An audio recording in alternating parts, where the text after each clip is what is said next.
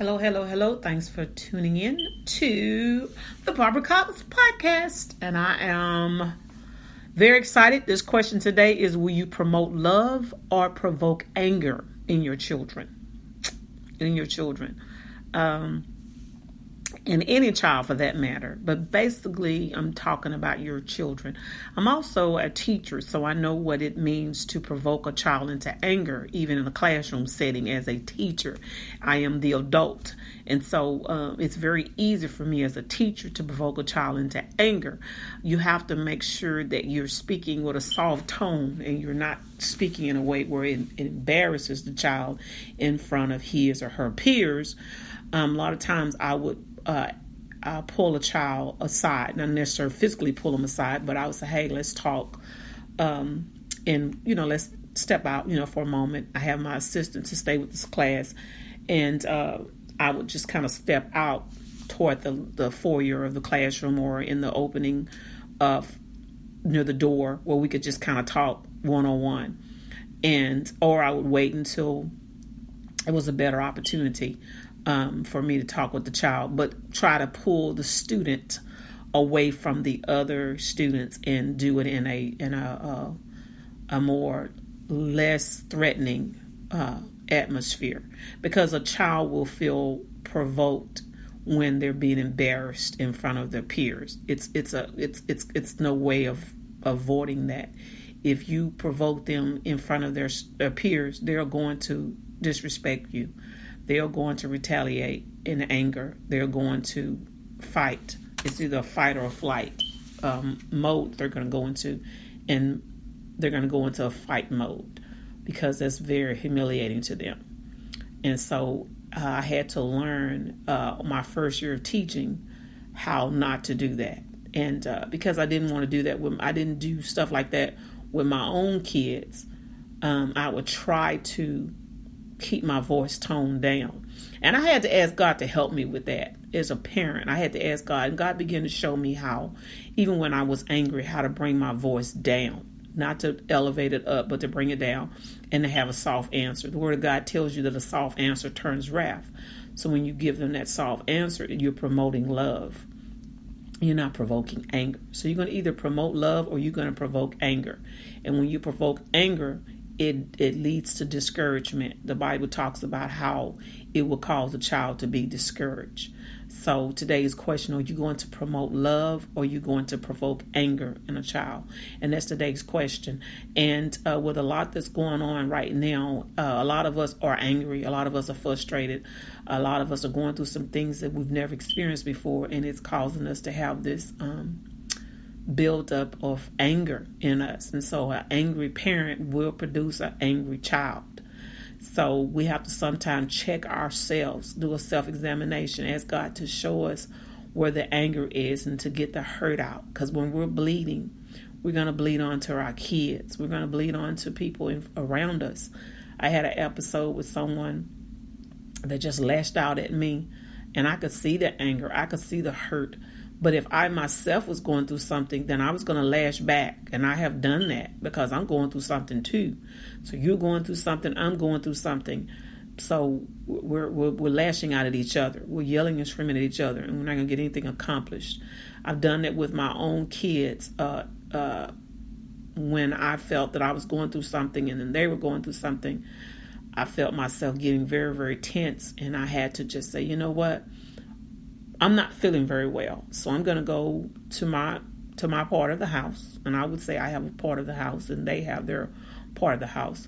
I would do a bubble bath, and they knew when Mama was in there doing a bubble bath, that was my R&R time.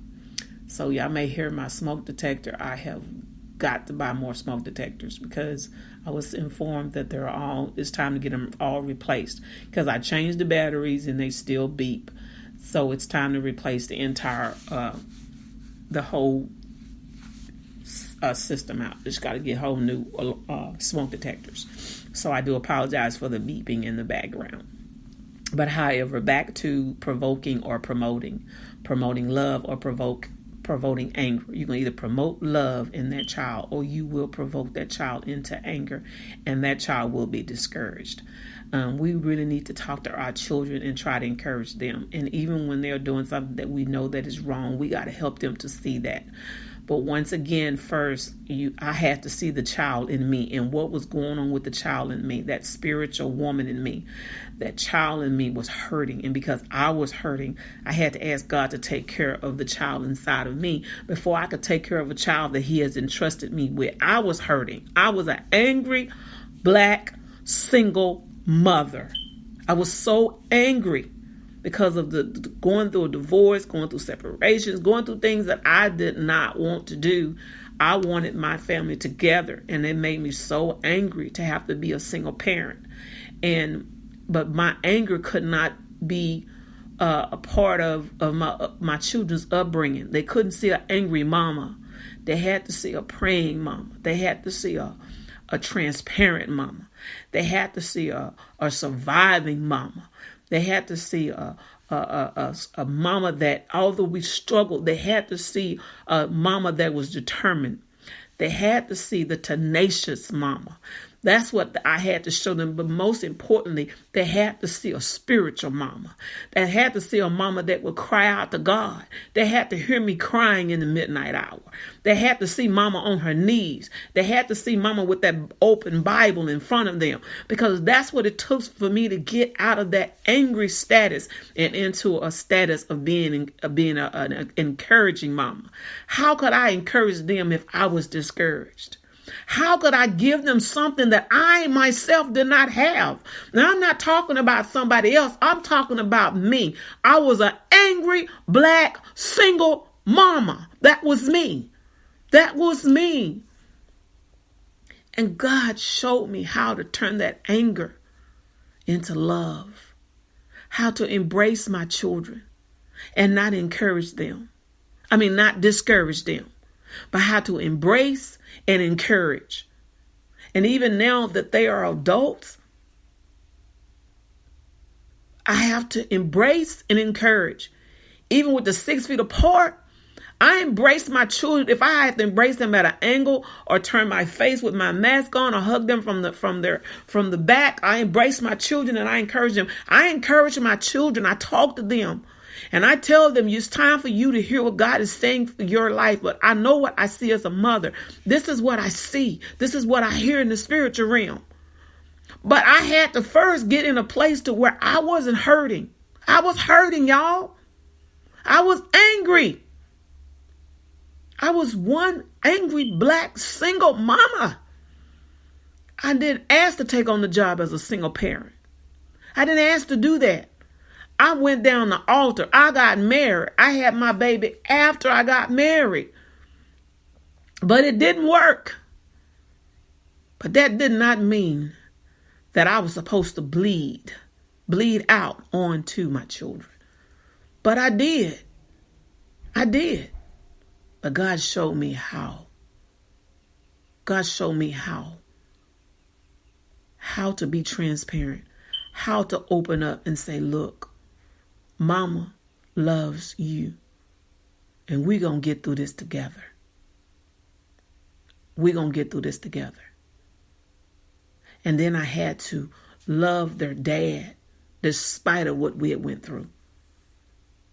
I had to love that man in a way to where I realized that we were still parents despite the obstacle, despite the struggles, despite the circumstance.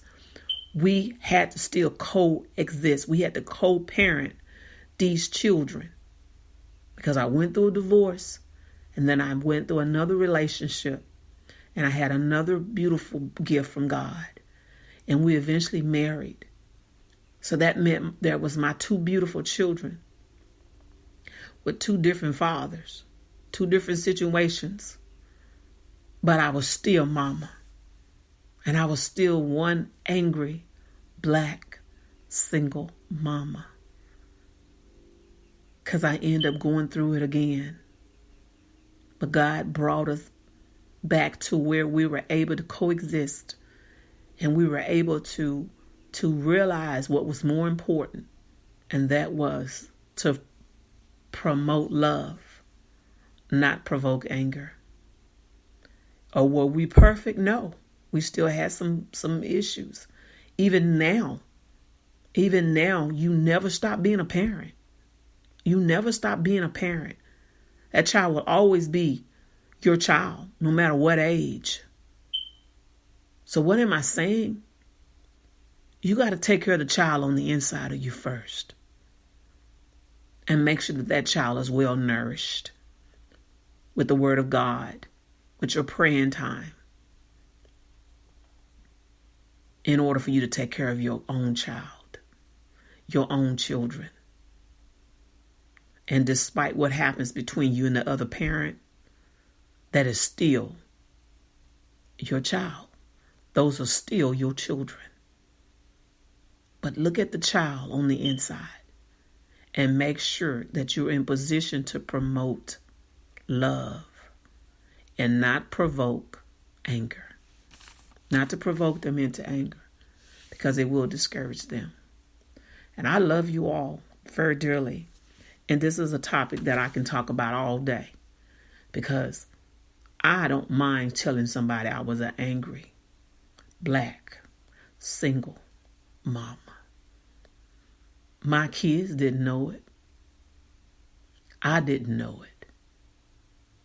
But deep down inside, I was very angry. I was very disappointed in the way that my life turned out as a parent, as a married woman going through a divorce, going through separation,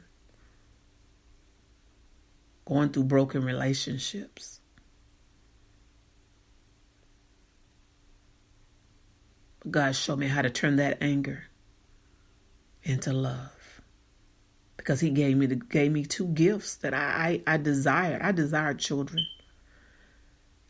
Sad as it may be, I desired my children more than I desired anything else. Besides God, I wanted my children.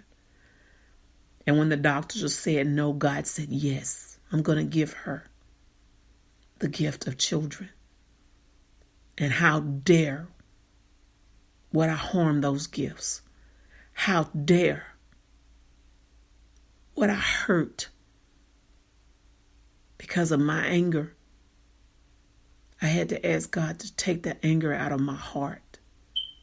Because underneath there was a woman that loved dearly.